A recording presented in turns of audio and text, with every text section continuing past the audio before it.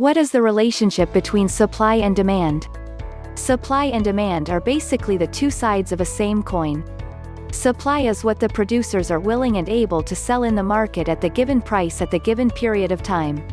And demand is what consumers are willing and able to purchase in the market at the given period and given price.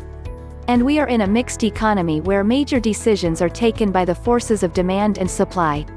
It's not that difficult, very simple to understand. Supply and demand both are two aspects which we all have to judge in order to take major decisions for the welfare of economy as a whole. Now we judge supply and demand on the basis of actions of consumers.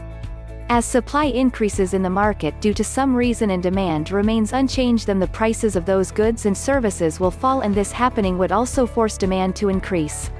Similarly, when demand changes, it also affects supply in the same manner. So the relationship of supply and demand is quite easy to understand. Whatever changes in one thing, it would affect other aspects as well. Means we can't think of single aspect without thinking its effect on other aspect. J.B. Say, a French economist in 18th century, wrote that supply creates its own demand. It implies whatever is supplied in the economy, it is demanded. The economy is always in full equilibrium. If there is any mismatch in demand-supply, it will be corrected through interest rate changes. This was also the thinking of classical and neoclassical economists like Adam Smith and John Stuart Mill, respectively, in 18th and 19th century. The doctrine was not challenged in 18th and 19th century till the Great Depression in 1930s. In 1930s there were unemployed resources due to lack of demand as employment and income fell. It was left to J.M. Keynes, who advocated to increase public expenditure as a way out of unemployment and falling demand.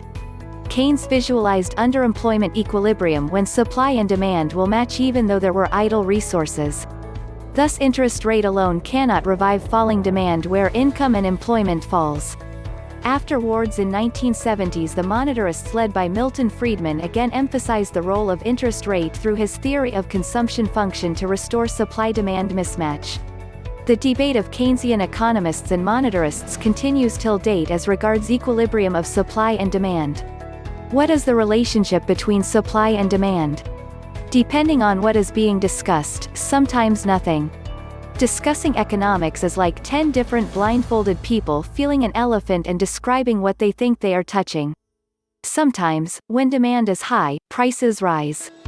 Other times, despite demand, prices fall. Many factors affect price, but the most important variable is emotion, not value, not supply, not demand, not cost of production. Diamonds illustrate this conundrum. Diamonds are abundant yet expensive.